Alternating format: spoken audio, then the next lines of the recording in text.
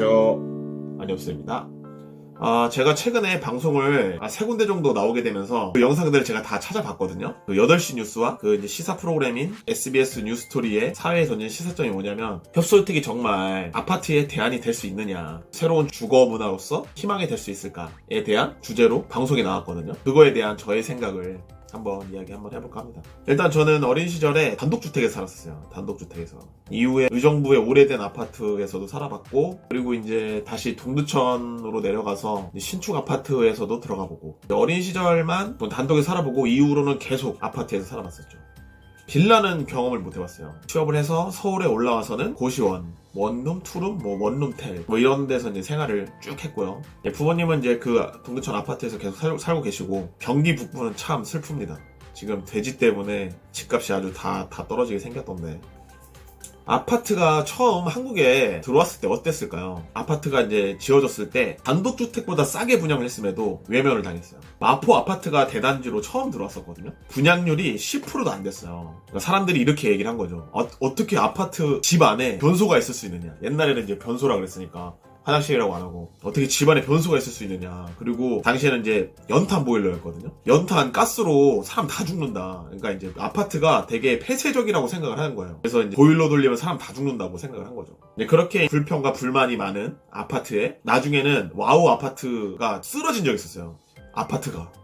옛날에 그런 사건이 있었어요. 사람도 죽고. 그랬지만 이제 시간이 지나고 한국은 당연히 아파트에서 사는 것처럼 됐어요. 그런 많은 일들이 있음에도 불구하고.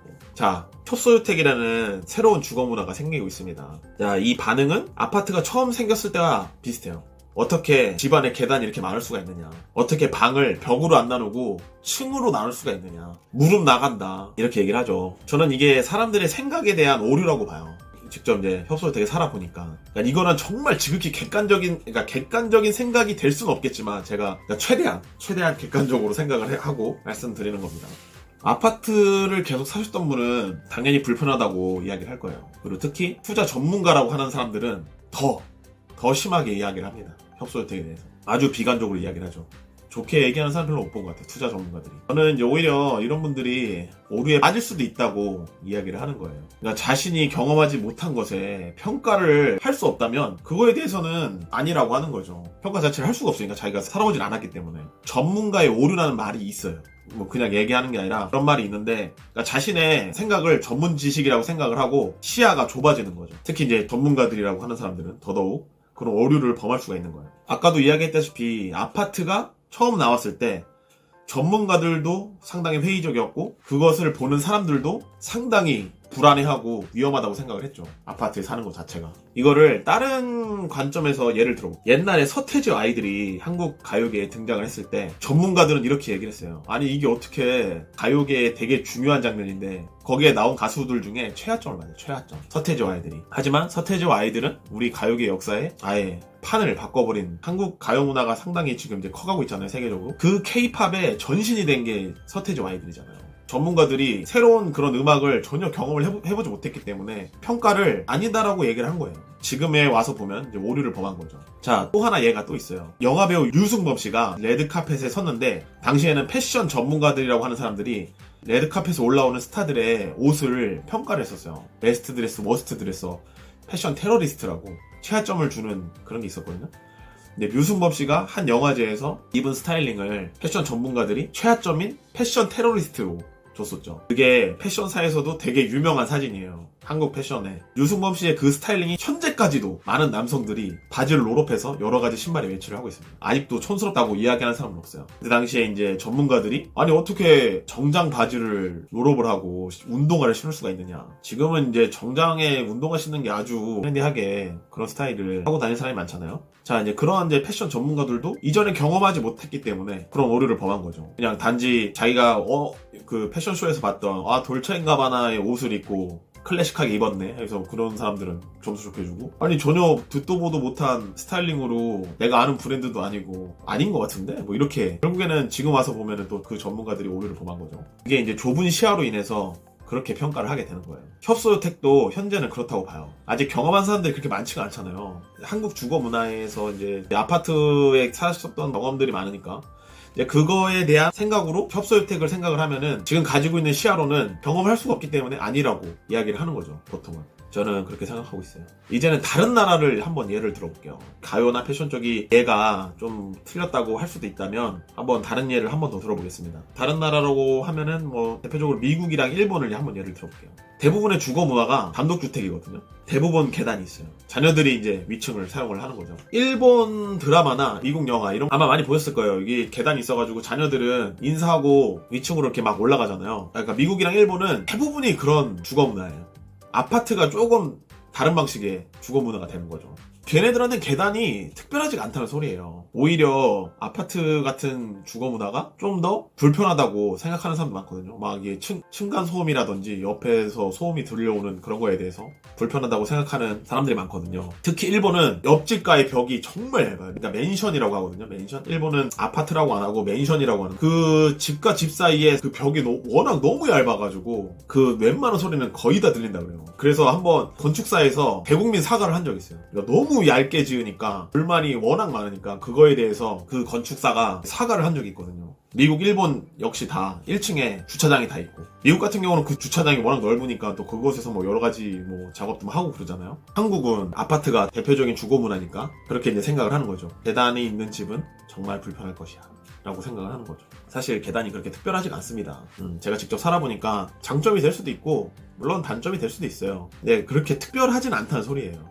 사는 거에 있어서. 그러면 만약에 이제 아파트 201호 사는 사람들이랑 빌라에 301호 사는 사람들은 이미 다 무릎이 많이 상해 있겠죠.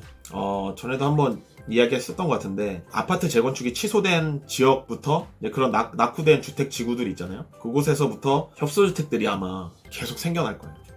계속 생겨날 거예요. 협소주택 성지라고 불리는 용산, 후암동. 이제 협소주택이 서울에서 가장 많이 생기는 곳인데, 저는 이곳의 동네가 이쁘게 바뀔 거라고 생각하거든요. 이 협소주택 1층에서 무엇이든 할 수 있잖아요. 아기자기한 커피숍이 될 수도 있고, 다이닝바가 될 수도 있고, 공방이 될 수도 있고, 그런 것들이 이제 생기면서 그 도시 디자인이 협소주택으로 인해서 바뀌는 거죠. 그래서 이제 활력도 생기고, 뭐 경리단길이나 막리단길 같은 그런 거리가 될 수도 있을 거라고 봐요. 아기자기한 카페들이 몰려있는 곳이네 하고 그 1층만 보는 게 아니라 이제 그 건물 자체를 보게 되는, 이쁜 건물이 있는 곳에서 1층에서 카페를 하고 있네, 뭐 이렇게 될 수가 있겠죠. 제가 자주 가는 이제 루리앱이라는 커뮤니티에서 본 내용인데, 이 아파트의 주거 문화가 아이들한테 어떤 영향을 끼치고 있는지 좀 요즘 행태를 볼 수 있는 그런 내용이 하나 있어서 한번 읽어볼까 해요. 이거는 이제 초등학교 선생님이 쓴 겁니다. 그 초등학교 선생님이 쓴 내용이에요. 루리앱 유모 게시판에서 본 건데, 그거를 이제 가지고 와서 누가 올리신 것 같아요. 한번 읽어볼게요. 근무하는 학교가 최근에 개발된 신도시예요. 그래서 브랜드 아파트와 주공 아파트가 같이 있는데, 브랜드 아파트 학부모님들이 주공 아파트랑 학구를 분리해달라고 민원도 놓는 그런 동네예요. 그들의 주장대로 학교를 분리하면 주공 아파트 아이들은 바로 옆에 있는 학교를 두고 걸어서 15분 더 걸리는 학교로 가야 하는데 말도 안 되는 소리죠. 근데 그런 개념 없는 부모 밑에서 자라서 그런지 아이들 중에 그런 정신 나가는 소리를 하는 아이들이 있다는 거예요. 제 교실에서 기사로만 접하던 휴거지라는 말을 처음 들었을 때 정말 화를 많이 냈습니다. 다 큰 6학년 남학생이 무서워서 눈물을 흘릴 정도로요. 그 사건 이후로 정말 학생들에게 공개적으로 경고했어요. 앞으로 그런 단어를 사용한다면 가만히 있지 않을 것이라고. 그 이후에도 학교에서는 그런 말을 사용 안 해도 학교에서는 200충이니 300충이니 거리다가 이제는 뭐 전거지 월거지까지 나왔어요. 전세거지 월세거지요. 대체 학생들이 전세 월세 개념을 얻지 않은지, 부모의 월소득을 왜 어린아이들에게 알려주는지 이해가 안 되네요. 궁금해서 그 브랜드 아파트 가격을 찾아보니 3억도 안 돼요. 참, 3억짜리 아파트 가지고 주공 아파트랑은 다르다는 생각을 하는 그들의 어리석음이, X는 중요하지 않지만 돈 몇 푼 더 가지고 있다고 인간성을 상실해버린 그들이 너무 이해가 안 되네요. 저도 어릴 때 아버지의 사업 실패로 사춘기 예민한 시기에 가난으로 고생했던 걸 생각하니 더 마음이 아파요. 저희 반에 주공 아파트 아이들이 대여섯 명 정도 있는데 다들 착하고 밝은 아이들인데 학교에서는 그러지 않는데 학교 밖에서는 계속 그렇게 친구에게 상처 주는 말을 하는 아이들 내비둬야 할까요? 이런 내용이에요. 자, 브랜드 아파트, 뭐 자이, 롯데캐슬, 뭐 레미안 같은 아파트가 3억 이하라는 거 보니까 지방인 것 같아요. 이게 한 지방 초등학교에서 벌어지고 있는 일입니다. 서울은 더하면 더했지 덜하다고 생각하지 않아요. 지금 이 선생님이 이런 글을 남기셨지만 저는 이런 비슷한 내용을 언론에서 본 적이 있거든요. 뉴스에서도 보고. 같은 아파트인데 임대 아파트 주민이라고 이제 분리해달라고 막 하는 거죠. 저는 참 그게, 그러니까 이게 아이들이 그런 글을 보고 아이들이 그렇게 이야기를 한다는 거에 정말 놀랐어요. 아이들조차 집을 돈으로 보는 거예요. 돈으로. 이게 이제 한국의 아파트예요, 이게. 저는 그렇게 생각을 해요. 투자 교육이 어릴 때부터 잘 되고 있는 건지는 모르겠지만 부모님들이 이제 그거에 대해서 얼마나 혈안이 돼 있는지 알 수 있죠. 왜냐면은 그런 것도 이해를 하는 게 대부분의 이제 중산층들이 자신의 자산 90%가 부동산이에요. 그렇기 때문에 그럴 수는 있다고 보지만 이게 아이들한테까지 생각이 전이 되는 거는 사실 잘 모르겠거든요. 저도 이제 가끔씩 이곳 이제 사무실에서 일을 하다가 날씨 좋고 비가 부슬부슬 내리거나 이런 날은 밑에 스타벅스 가가지고 커피 마시면서 일도 가끔씩 하거든요. 그러면은 여기 공덕 레미안 단지가 저희 집 바로 옆에 있는데 그 단지에서 살고 있는 주부들께서 많이들 커피를 드시러 오세요. 근데 이야기하는 게 다 돈 얘기예요. 다 아파트 얘기랑 뭐 얼마 올랐다더라, 지금 뭐 용산은 어떠니, 뭐 그런 이야기들을 많이 하고 있거든요. 집은 이꼴 돈, 주거의 가치보다는 집을 돈의 가치로서만 보는 현재 이 사회 현실이 이제 저희 같은 청년들에게는, 저는 이제 좀 있으면 이제 청년이 아니게 되지만 이제 청년들에게는 이제 지옥 같은 목표가 생기는 거죠. 저는 그 불안한 마음을 편하게 하기 위해서는 포기하는 게 낫잖아요. 집을 포기한다는 거는 결혼의 목표에 대해서 많은 부분을 포기하는 것이기 때문에 결혼도 안 하게 되는 거죠. 이게 심각한 문제인 것 같아요. 협소주택이라는 대안을 선택을 한 거잖아요. 저는 정말 만족하고 있고 아파트에서 살았을 때보다 훨씬 더 저는 정말 만족하고 있고 너무 좋거든요. 현재 이곳에서의 생활이. 이 협소주택이 대안으로서 많이 계속해서 생길 거라고 봐요. 앞으로도.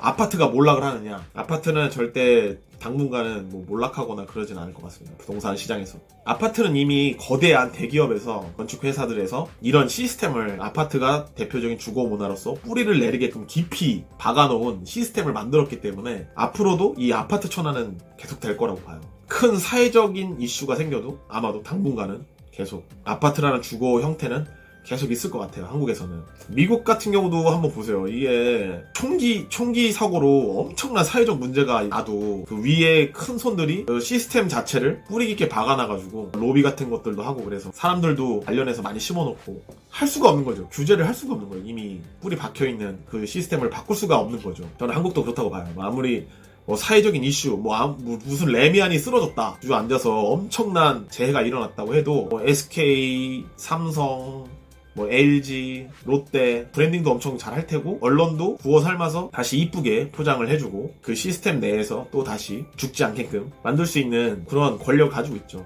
대안으로서 주거 문화가 새로 생겼다고 한들 아파트는 계속 있을 것 같다. 그러면 협소주택은 무엇에 대한 대안이냐? 단독주택들이 있죠. 단독주택들이 그냥 이게 길어지는 거죠.